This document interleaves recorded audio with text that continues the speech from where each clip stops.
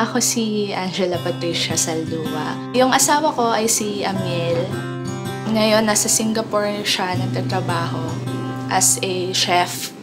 We've been together for 10 years. Siyempre, namimiss ko na rin siya kasi 10 years kami tapos ganun. Nag-iwalay kami bigla para lang makapagtrabaho siya. Pag morning, rutina namin yun na mag-i-escape kami siguro mga 1 hour. Si Princess, naapektuhan siya kasi lumaki siya na nandyan yung daddy niya sa tabi niya. Gusto niya makita yung daddy niya. Idol niya yung daddy niya kasi gusto niya ring maging chef someday paglaki niya. Proud na proud ako sa kanya. Naging malayo lang siya sa akin para mapag-aaral ako na mabuti. Buong-buo ko po siya kamahal.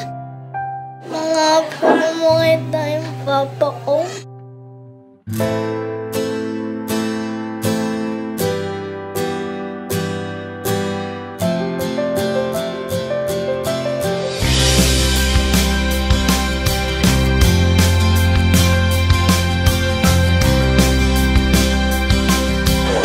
First time namin. Iniisip ko na lang na pupunta kami sa kanya.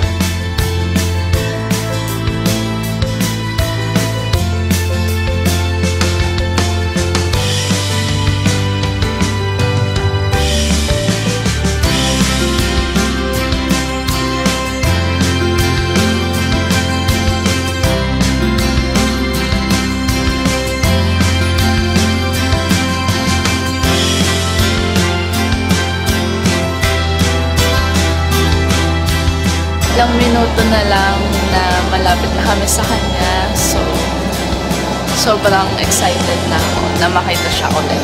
Pag nakita ko si Daddy, yayakapin ko siya. Sabihin ko kay Daddy na miss ko na siya.